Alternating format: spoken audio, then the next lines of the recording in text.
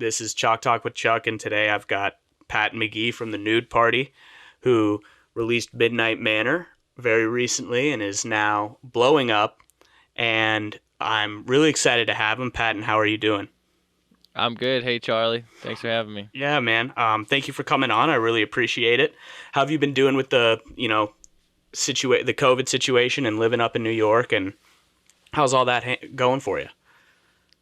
I feel compelled to say that it's been bad, but I've been enjoying myself. I've got some new hobbies I've gotten into.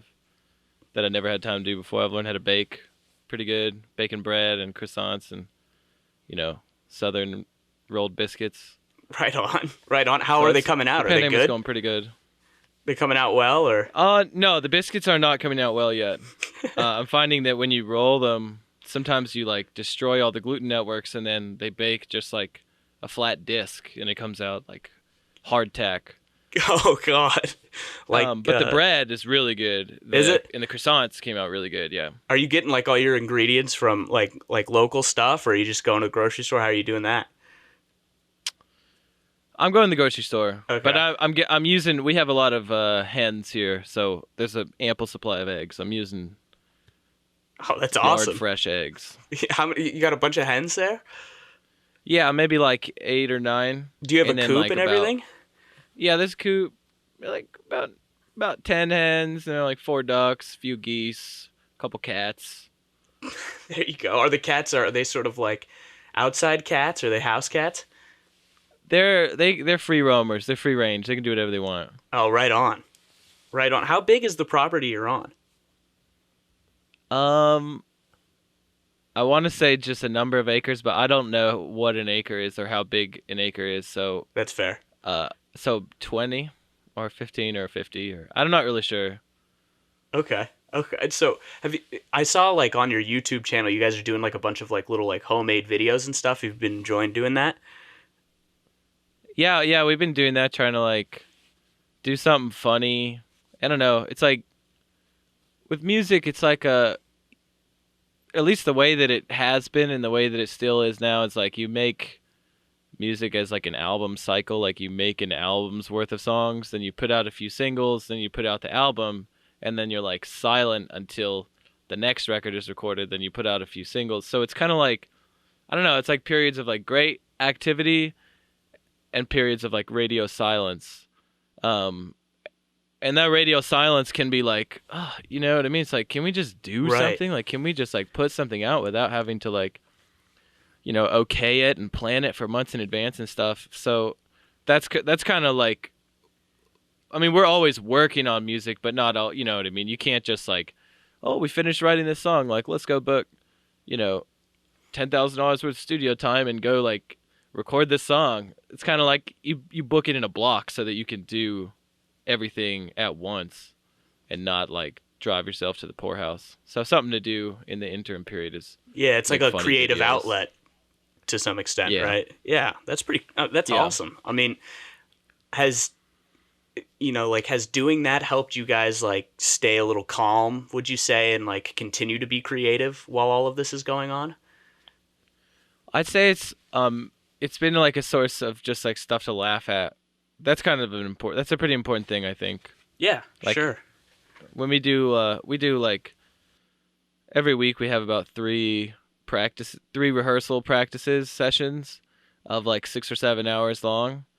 And pretty much time is well spent if you're playing, Yeah, like working on something or like dick shitting around. Just like if everyone's laughing or playing, it's good. and So comedy's never really a waste of time. yeah, yeah. I mean, that's a cool perspective, and do you think that it feels really radio silency because you haven't been able to tour the new album yet? Yeah, absolutely. I mean, like, and like the press has been difficult on it because like normally you'd be out on the road and like you'd be stopping in at like radio stations and like local journalists would come to your shows and you would do like interviews. Like photographers would be like, hey, can I come shoot? And like, so you have like when you go on tour, not only do you play all the shows and get the publicity of the shows, but like you get all this like secondhand publicity too from like radio people, photographers, and interviewers and stuff, and journalists, and so we've just had none of that. So, and nobody has. I mean, I'm not like Right. complaining that I'm in a worse seat than anyone else, but you know, all musicians are in kind of a poopy seat right now, trying to put out music without the ability to tour on it.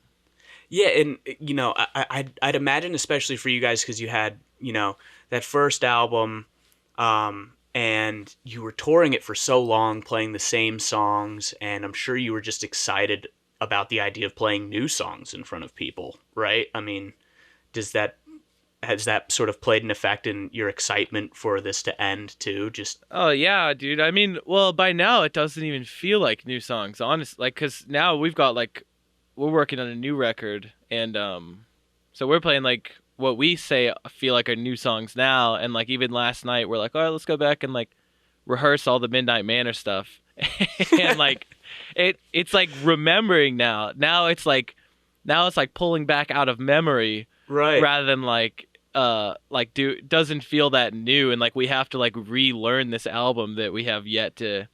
We did tour on it for like 12 days Sure. last March, and it was going, honestly, dude, it was going so well, and like band spirits last March were so high, and I mean they're very high now too, but like that year and a half or 2 years of touring the first album like did kind of like wear everybody down, and I think that there was not like among the team that was putting us to work on our own, even though it's our own music and our own band and our own company, you know, you hire people to force you to work harder. Right. And I think that there was maybe like something of a disconnect between what I think we were starting to run ourselves like ragged before we went and made Midnight Manor, and that like brought us all together. Everyone's like remembering what we're here for. The record felt so good to make. I thought it came out really well. We're all like super proud of it. We go out on tour in March, like kind of reformed, like just flying high, dude, like feeling so good, and like all this new music, and it was going over super well, like different sort of emotions coming out, and like more songs to pick from in a set list. It was just going super well. And then we woke up one morning in Asheville. We'd been hearing all the COVID stuff, and it was kind of starting to creep in, but like no one was sure how serious it was going to be. And then like woke up with that morning in Asheville, and we're all eating together at the Tasty Diner, and there was just this like dark paranoia over not just us but over everything. Sure. And everyone just knew before we even got the call that like everything Kind of was an canceled. fuck moment, like damn it, this is headed down a darker path than we anticipated. Yeah, and also, you know, you recall, and anybody that hears this recalls that like we all thought the fucking world was gonna end. Like we thought that we were like stockpiling food. Sure. Yeah. Like everybody's buying like, we water were like, in bulk. oh, dude, we had 14 people living at our house. Oh my god. For like 4 months, and like no one was allowed to leave except for like like 2 people could go to the grocery store and get everyone's groceries dressed like, you know, fucking E.T. spacemen, and like come back in, and Oakley would make you strip naked in the garage and like pick up your clothes with tongs and put them straight in the washing machine. Like it was so.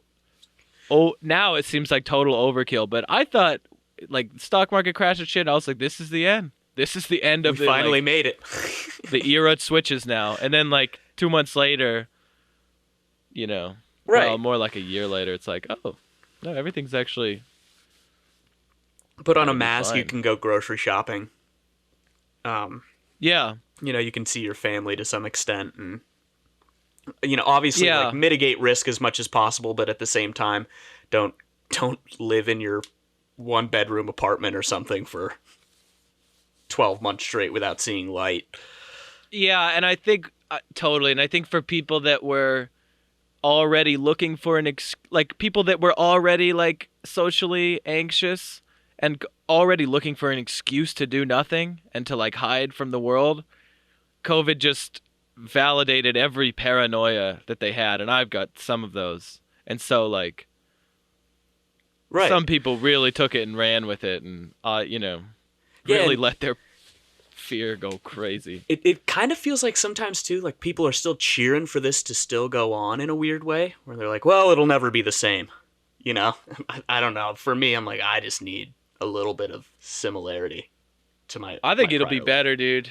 I like people are like, oh, is it gonna be like a slow return? People are still gonna be scared to go to shows and stuff, and I could be wrong, but I don't think so. I think people are just like, you know, like They're done. hounds at the gate, just ready for it to open and chase the rabbit. Yeah, I mean, I'll do anything to go to a show right now. It's been Me so too. long, and I was going to so many shows before this had happened. I went and saw like Andy Frasco in the UN, and a bunch of these sort of like smaller bands playing in DC, and I was so pumped to go and like get my like go to some festivals in the summer, and it just fell apart, man, so quickly. And now I just die to just see a live set of anything.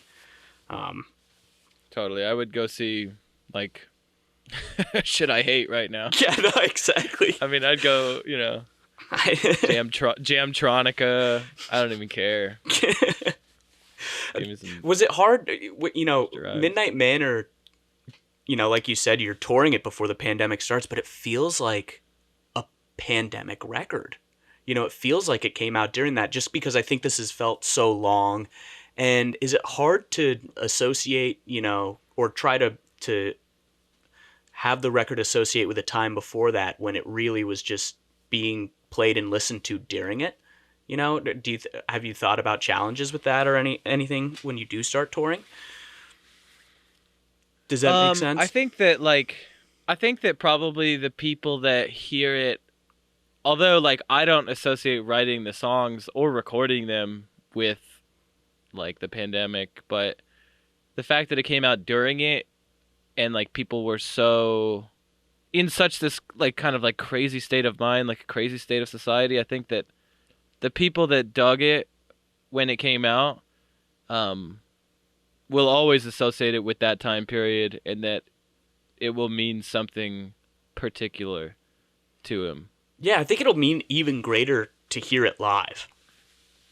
Or at least that is how I feel like when I'm going to hear it live, or hear the songs from it live. I feel like I'm going to have an even greater emotional connection with really any other sort of album or songs that I've listened to, just because it is an album that I've been playing quite a lot, and I do associate it with this time period, even though it wasn't written during it. So I just kind of thought that was an interesting sort of separation, and I didn't know how you were navigating that, or if you had thought about it. Um, well, I don't know. I mean, I think that I read like almost exclusively just like science fiction, and like listen to like technology podcasts and Yeah. kind of like near and far term like future projections. Okay. Have you And been reading science fiction? You said. yeah, yeah, a lot. Did you read Dune? Yeah, I read Dune. I read that as well. I thought it was awesome. Me too. I also play some like nerdy video games, so then like I get to create a planet and I call it Arrakis, and like I make all the sand people Melange, characters, and right? And make all the. yeah, yeah. And they're not sand people. I'm thinking of Star Wars, but Yeah, the Fremen. yeah, the Fremen. That's I cool. always read it as Freeman, but Yeah, I mean, I think that's like the intention, right? They're like the freemen of the land, yeah, the Wild Man. the wild man. So, um, if you don't mind me, I'll ask you a quick couple questions about the album itself. You know, when you were, do you have anything that you were super, or that you were feeling super great about after releasing it? Any like awesome accomplishments you felt within this album, and things that maybe the lay listener doesn't pick up on, that you were really proud of the band and proud of yourself about in the recording process? Yeah, I mean, I don't know how much anyone like cares to know about like nuts and bolts and stuff, but I just feel like as a band and as musicians, we've gotten so much better and are continuing to get better at like playing to the song and not just like hearing your own instrument and just like playing this thing that you like to play, but not noticing that it's stepping on the guitar, not noticing that like the someone else is already doing a fill there or that it's stepping on the, you know what I mean? Like, not, Sure. I think that like everyone's gotten and is continuing to get better at just like hearing the whole band and filling the space that's available to them and not overreaching or thinking or like playing the whole time, you know? The continuity is getting greater, and is that how you're feeling? Like it's just the bigger picture is starting to settle in as ex, outside of this micro focus. Yeah, I mean, the band is just like I don't know, sometimes I think particularly as a musician you get sort of you know, people always sort of put this like project this image that like you know the best like music comes from like the youngest people and that like every musician's best stuff is their earliest stuff and then like it gets lame in the 80s. um but I so like that fear sometimes like comes on you like did we already do the best thing that we can do? But every time like we get together to practice I'm like no, this band is getting way fucking better. Like this band is so much better today than it was a year ago. Right. um just better musically, like a little bit like more grown up too, just like on a personal level, which maybe sounds boring, but in like the process of writing music is like so crucial, you know, as you're all sitting there in a room working on something and somebody says to somebody else like, "Hey, I think you need to like cool out on that line. It's like stepping on this." Sure. The like really young like immature defensive responses, well, I like it. Or, well, I'm just trying to play to that because I don't know what, or, you know what I mean? Mm-hmm. And, like, that, like, immature defensive stuff is, like, really, really just fizzling away. And it's really becoming more like, okay, I'll try it like that. It's like, and that's kind of our whole mentality is shifting into, like, okay, let's try it. Like, I don't want to I don't want to discuss whether that will sound good or not, or like consider what's going to be better. Just fucking do it. And if it sounds better, we'll notice immediately. And if it sounds worse, we'll notice Like the immediately. flushing out of ego a little bit to Yeah, the putting reach a down greater of ego goal. for like absolutely. And I think not that we've ever been hyper egotistical, but every young man can be an asshole. And I think we're all becoming less of assholes each day that goes on. And you know, so you think that do you think it helps the creative sort of structure of, you know, building an album too, is sort of flushing out ego? Because I think a lot of people associate especially like great music writing, and I think it, especially based on what you've told me, it's a little bit misplaced, but like the greatest songs come from just this one person bleeding out everything, right? And it's a little egotistical because it's just this one person's message, but it sounds like from what you're telling me that it gets so much better when you can get rid of that ego and you can build with other people a message together. Well, you know, it depends. I mean, like, you know, Michelangelo didn't paint the Sistine Chapel alone, Sure. but the Mona Lisa was painted by one guy. I think it just depends, you know. Kanye can like do something completely alone and go into his like manic mode and just like spring into this wild action, but um you know, it took more than one person to build the Empire State Building. I just think that there's not any one way to go about it, and that for us, what our band is, and the way that like when we're at full form, is not one manic ego like singing to the heavens or something. It's like a collaboration and like a conversation and a back and forth and like a constant like, here's an idea, okay, let's try it. Here's an idea, let's try it. Here's a different idea, okay, let's try it. And just like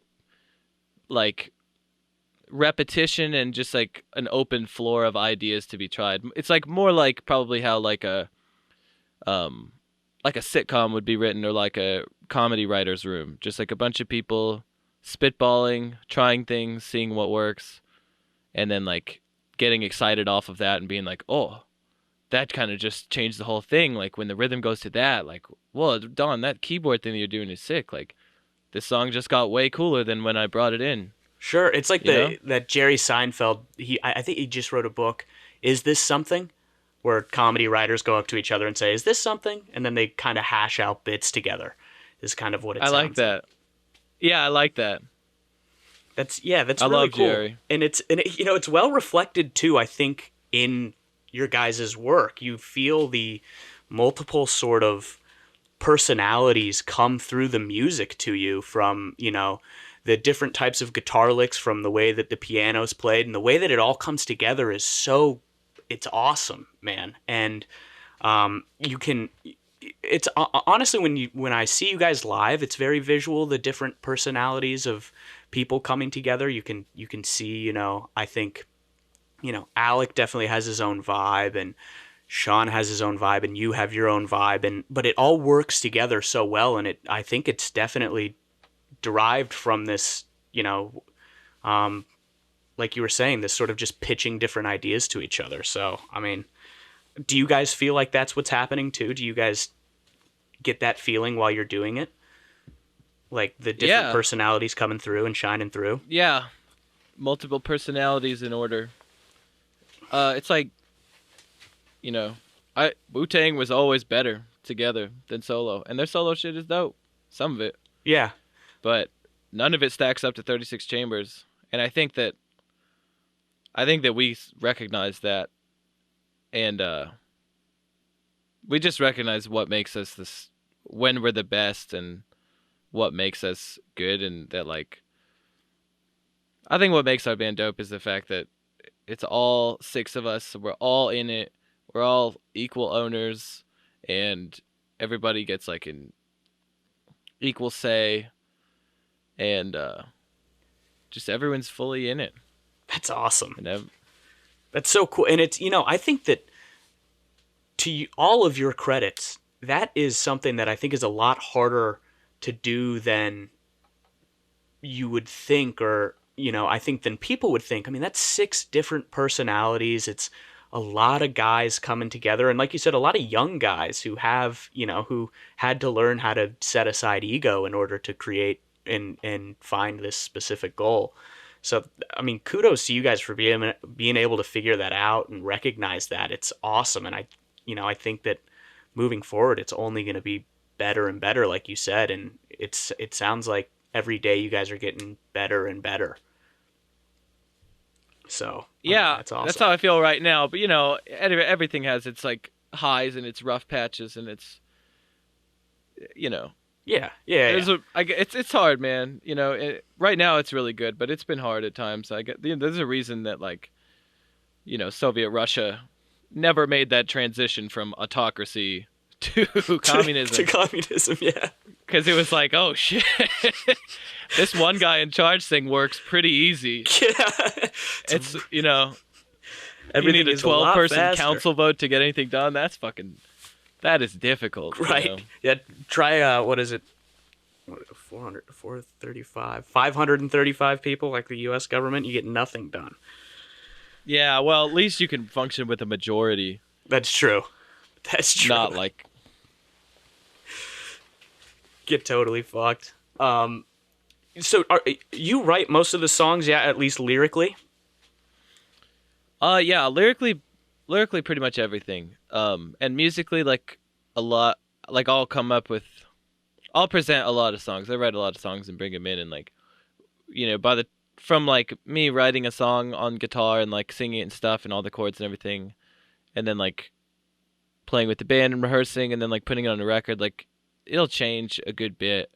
Not necessarily like the chords and stuff, but like the feelings of it and like the sounds and the rhythms and stuff will change from like beginning to end. But also, like, other people write songs too, like Connor will have like a chord pattern that he'll come up with on a keyboard, and we'll sort of like transpose it over to the guitar and like do what he was doing, and like he might have like some words, like some chorus words, and like I'll like bounce off that and like put some verses on it, and like sometimes Sean will just have a whole song written, and Okay. we'll bring it in and do it. And Don will have a riff and Alec might have bass line. So I'd say for Midnight Manor, I read a lot of them, but the band significantly improved all of them, and also other people wrote songs on it too. I mean, that's really cool. I love sort of singer-songwriter music, and I love the idea of writing music. I could never do it as hard as I ever tried to write a song, and so I want to sort of pick your brain a little bit about a few of these lyrics and see if you have any concrete answers to meaning, and if you don't, and that's chill. But You're gonna read me the lyrics that you wrote? no, the lyrics that you wrote. You don't need to hear Okay. what I wrote. My stuff's trash. I'll read you what you wrote, and just gather and see if there's any specific meaning or any allegorical sort of background to it. My favorite, I think, string of lyrics in the album so far. I feel like I change this all the time while I listen through albums, but right now is from Please Pardon Me, Satan, and it's that opening little bit where it says, you keep talking about all of the good times, says the gallows to the hanging tree. Where does that come from? Is it there meaning behind it or anything like that? Or is it just something that you conjured up in the lab? Oh, it's just like, trying to think how to put it. I mean, it's hard. It's hard to like take a. It is hard to like take a lyric or like an allegorical thing and put it into concrete terms. Because if you could just put it in concrete terms, you would have just done that in the first place. But Right on. I guess it's like looking back and one person has rose tinted shades on about how great things were, and the other person's like, "What in the fuck are you talking about? Right. That wasn't great. That was awful. It ended because it sucked." Right. That's awesome. Wow, that's a cool answer. And I mean, I love this album. I love everywhere that it went. And do you feel like the albums have story arcs for you, or are they just songs that fit in a particular vibe that you release? Or are you trying to message out like a larger story through the record, or are you just sort of writing songs that feel really good together? We just record all the song. We get a lot of song ideas together. And we play through a lot of them, and some of them get to the point of completion. And some of them don't make it all that way. They Okay. just like riffs we jam on or something, and then like it just never really comes to fruition because it never really like slaps hard enough. So then you kind of end up with like from a big batch of ideas, you end up with like a medium-sized batch of songs that you finish, and then like even some of those you trim off when you go record. So then you end up with like a slightly bigger than an album-sized batch of songs recorded, and then from there, I think I kind of just mainly think what's the best, like what do I think are the best songs in here, because those are the ones I want on the record, and then from there just ordering them in a way that gives the album some flow. Like if there's a lot of like fuzz guitar on something, on a few songs, you don't want to put them all right next to each other. You Right. I don't want it to be like all the heavy ones, like all the slow ones, and then like all the sing-songy ones. I like a flow from beginning to end, like, and particularly like the first and last songs have to have like, the intro's got to be like have a hook on it, and the outro has to have like something kind of like, a thinker at the end of it. Yeah, the might outro hope. to this album is the intro is great, but the outro to this album is incredible. I was playing it the other day, and my roommate asked me if it was Johnny Cash, which I thought was interesting, because there's Really? a kazoo solo in the middle of it. Whoa. But I think that song's incredible, and I think it's got a kind of a cool message. I played it for my brother, whom you know, and he was like, "Man, that dude really fucking hates record companies." This the one. So, it was Was there an inspiration from that, like just kind of feeling like you had been from a life experience of yourself, or was it just a song that kind of created and came from itself, and that you were just writing and having fun writing? It was a song. I was like in Chapel Hill at my parents' house, and I was talking to my mom, and I was just like, I was just bitching about a bunch of shit, and she was like, "Well, then I don't even like. Why do you even have like? What's even the point of having all these like contracts and attachments if all they do is like screw you over, like you say?" And I'm like, "Yeah, what is the fucking point? Let me think Right. about that." I'm just just like born of frustration.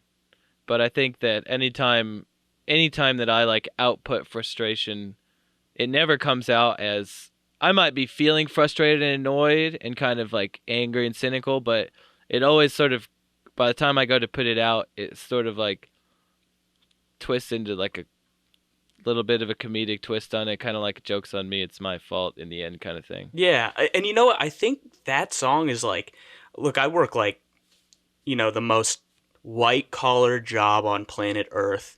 I live like not the most rock star life on planet Earth. And that song definitely feels like it's about, like being manipulated by this higher power for this one thing that you can give them to make them money. And dude, I relate to that song because I went to college for my whole life, studied this thing that I love and the theory of it, and then I go and work, and like sometimes I just feel like I'm punching keys, typing, copy and pasting thing from document to document, and it's like, what is the fucking point of all of this? Like, why am I doing this? I'm just, answering to a higher power. So that song really resonates with me from that perspective. And I think it's really cool that I think it reaches a lot of people who listen to it beyond just this guy's really pissed off about a record company. So, or at least that's my experience with the song itself. Well, I'm glad to hear that. I'm glad you do feel that way, and it's not too niche to relate. Yeah, it's great. It's awesome. Have you, are you looking forward to like when this is over? Do you have like a couple venues that you're stoked to play, or any place that you really miss playing? Dude, anywhere. I mean, like anywhere. We're playing like at like it's funny, man. Like we're all just like since COVID and stuff. There's no money to make off being in a band in 2020 or even so far in 2021. So we've all just been working like like service industry stuff like restaurants, and I work at a brewery and Bros works at the brewery with me, and Sean, like we're bartenders. Sean like drives kegs. Connor and Don are servers. Like we're all just doing service industry grindcore shit, which is fine. I mean, Right. not complaining, but um, we're like playing the restaurants, and like we're playing the restaurants where we work, and like playing like the brewery and stuff and the distillery and stuff where we work, which is it's kind of a funny clash of worlds from like, you know, we're like your shit's in like you're in Rolling Stone or something, and like you go on a tour and like maybe you play like Bonnaroo and like Coachella and uh in like London, Australia and shit, and like sometimes you feel like a fucking hotshot, and sometimes people treat you like a hotshot, so you're like, yeah, I must be a fucking hotshot. Right. Like, but then like only a couple months later, you're just like, wiping off fucking tables and like dealing with like someone who's pissed that you didn't get their order right, and they're like, Yeah, yeah, yeah. I don't know. You get the best of both worlds. It's like Hannah Montana. That's how I It's like feel. Hannah It's like Hannah Montana. Montana. That song I relate to very deeply. A best of both worlds. Hey, Because it's I you feel chill that. it out, take it slow, then you rock out the show. You get the best of Of both both worlds. worlds. Put it all together, and you got the best of both worlds. Does it remind you of like the early tour days too? Like, when you guys were just starting as a band where you're essentially just running around America playing these tiny venues, and just kind of looking to play wherever you can. Um, like, is it like a restart? Yeah, like hitting the I reset think button a little. it's an interesting question. I think in like I guess on its face it sort of is of like, yeah, we'll play like the restaurant and like the brewery and like the little like local festival and like all this like stuff that normally we wouldn't really be doing anymore. Sure. Um, but I think the difference is that like now we kind of feel like now I think now the way we feel about it is less like, oh, let's just go out. We want to like go out and play something anywhere, whatever. Now we kind of like sort of like look at like we all listen to a lot of that podcast, Cocaine and Rhinestones, about all the it's like David Allan Coe's son. It's a podcast about all like the come up of all like these country stars, Okay. particularly like the outlaw country guys. And I I think we all sort of got enamored with like these like Bakersfield country bands that like played, would play every night at this club and play like 6 hours and just like why are they so good? Like because they honed their chops and they just like played and they played covers and they like played shitty venues and they didn't have monitors and they like they weren't just playing the best stuff like Yeah. the big crowds and the big stages and stuff. So I think we've all sort of got enamored with that as like we're sort of see it as an opportunity to really just put a lot of hours in to like become like getting good at just like playing long as a band and like learn a lot of cover songs and so kind of like pick up on like the styles of people that we admire like Dr. John and like kind of reworking like cover songs and Dion and some others. Yeah, yeah. I mean, I don't know if you ever read Outliers by Malcolm Gladwell, but he writes about the Uh-huh. 10,000 hour Yeah. theory. And that's what it sounds Yeah. like to me. You're just out there playing and playing like, and I think he writes about the Beatles in the book, but it's Although he says the 10,000 hours theory is kind of bullshit. right. Yeah, he kind of retracts on it. He's like it's not really about that. It's about that, but also you got to get super lucky and like Right. random things completely out of your control have to just conspire to pick you out of the sand. Right. I mean, but it's awesome in a way. It's like a stand-up comedian doing sets. I listen to a lot of podcasts with stand-up comedians, and they talk about how they'll just go do sets at like really shitty bars to work their stuff out and to like Yeah. iron out the stuff they're writing. And I know that you've theoretically ironed this all out because it's on an album, but you get this awesome opportunity before you tour to really iron out the live sets, which in a Mhm. way is like a silver lining to all of this, right? In a sense. Yeah. Yeah, I mean and you don't really like you could play a song and write it. You can write a song and rehearse it and change it and like get it to a point where you really like it in the rehearsal room, but once you're playing it on a stage in front of a crowd, it feels different and you really get clued in then as to like is this thing like is this really hitting right now? Is this like are people like you can just feel it. Like is this really hitting? Is this song like there Right. or does it feel like it's dragging? And if it feels like it's dragging, you know that you like maybe you thought you really had it there in the rehearsal room, but if it's dragging live then you know that it's not there yet. Yeah. Yeah. And do you find that there are songs that you're writing in the studio and then you go out and play them live and you're like, oh, I thought that would be received totally differently, and I thought that this would be a great live song, but it turns out this is a great live song. Does that ever happen, or do you kind of have a good Yeah, feeling for it? well, I think like it kind of depends. Like sometimes you might go try a new song and like you're just not familiar with it enough that like you don't play it that well, so it doesn't come off that well. Sure. Um, yeah, and I don't know. I think like probably like instrumental songs especially like are less exciting for whatever reason. That tends to be when people will go like buy another drink. Right. It's like So, it's like but the Dead can't yeah, play Ripple live, even though 'cause it's Ripple's like boring. one of their most famous songs. Yeah, because it's boring. Like it just doesn't keep people's attention.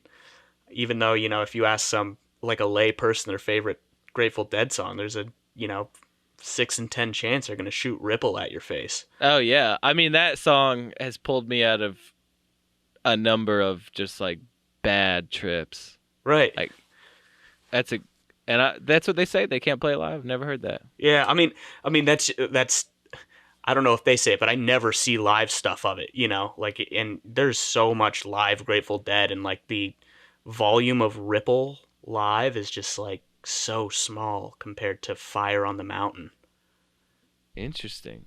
So, yeah, it just seems like, but that I don't think they probably ever thought that song's like amazing, and it's just not, it's too slow moving to Well, but too, like like I seen Jack White play a few times, and um, his stuff can really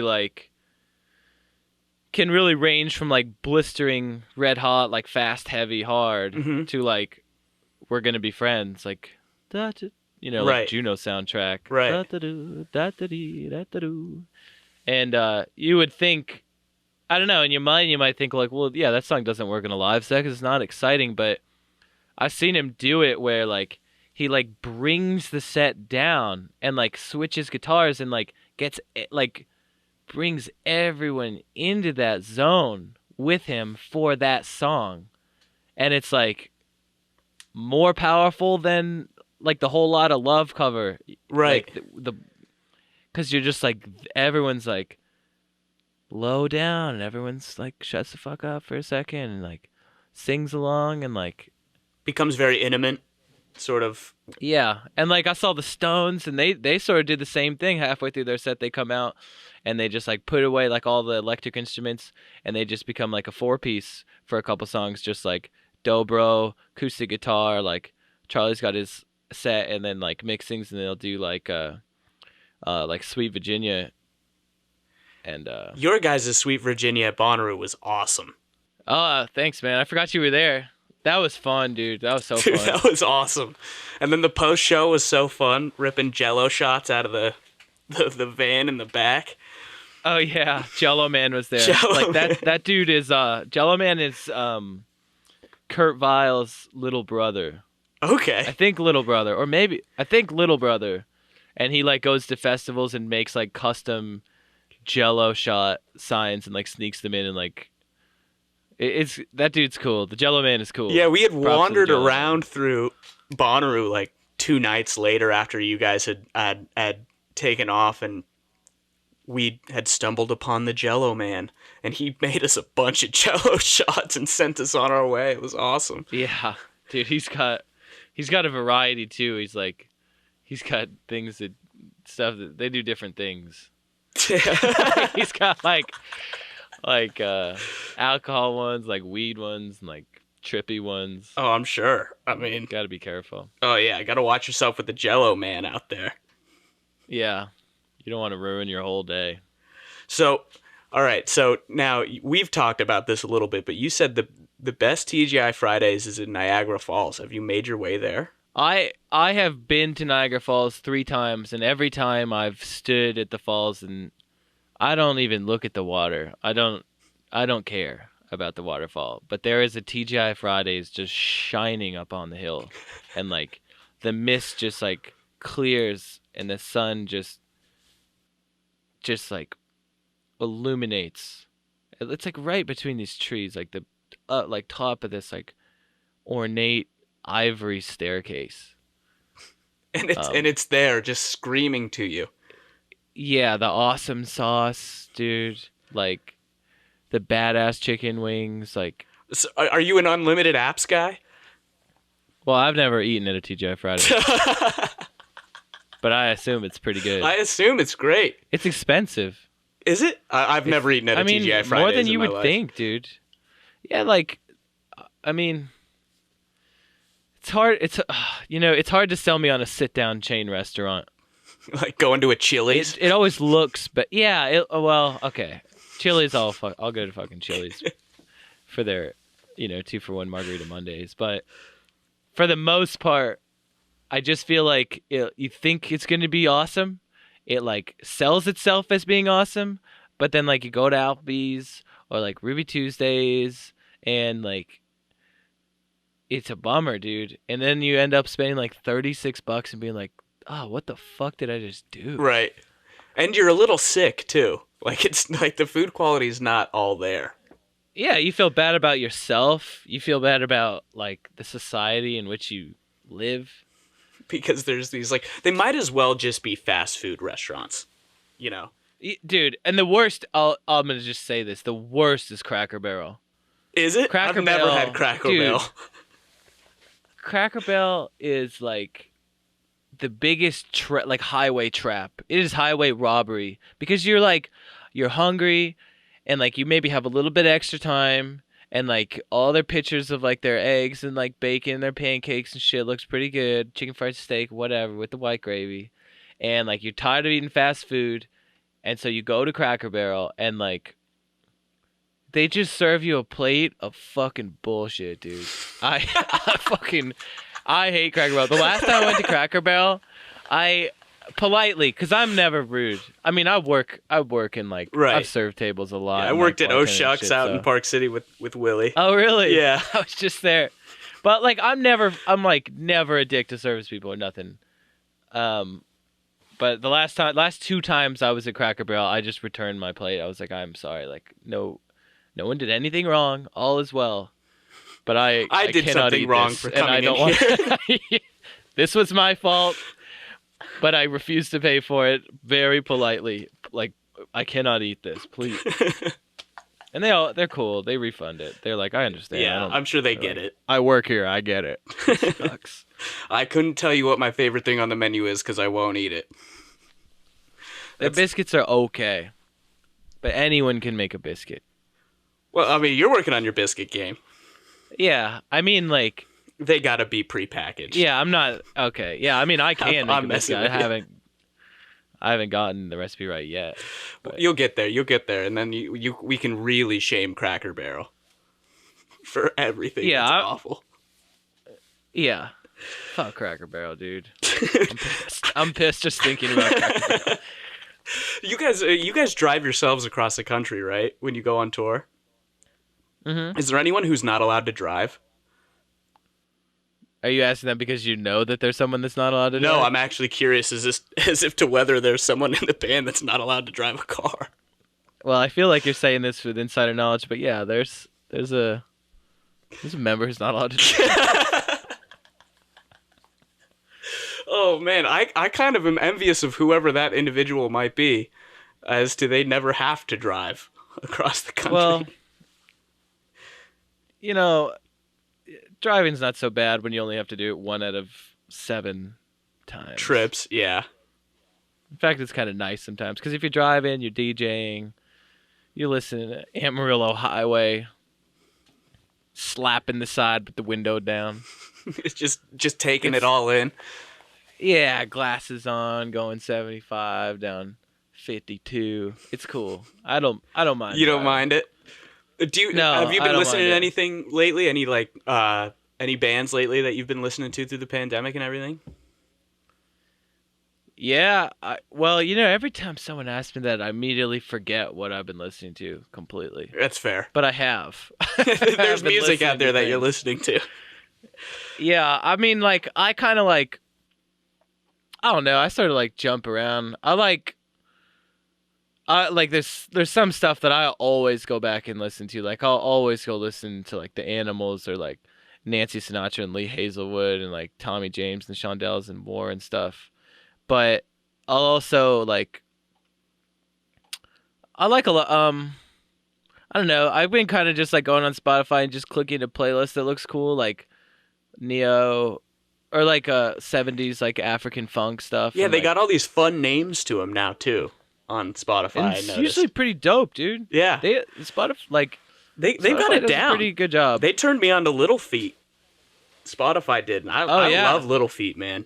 Totally. You would think that it's Skinnerd at first. Yeah, exactly. And it's like, I mean, it sucks that Lil George died when he was pretty much just starting, but that band's awesome, man. Yeah, Little Fee's dope, dude. Their Live in Columbus album, or I always butcher the name of it, but that album's awesome.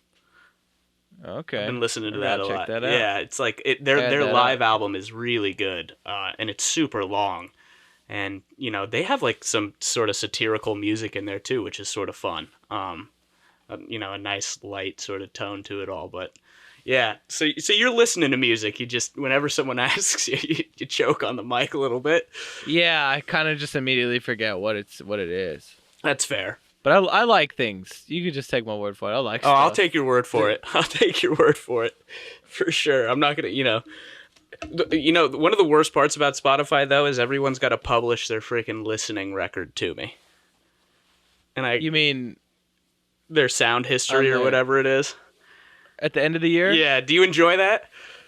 Oh, it's once a year. I like it. Yeah. I like it. It drives me nuts, man. I'm like, oh man, I don't care that you bumped, Little John for the entire year. I mean, good for you. I find it interesting because like it's statistical, so there's no high. It's like people will listen to all kinds of things, but they might only broadcast that they listen to like that they listen to like Cardi B or something, but you don't know they're listening to fucking like Green Day and Blink-182 and shit. Right.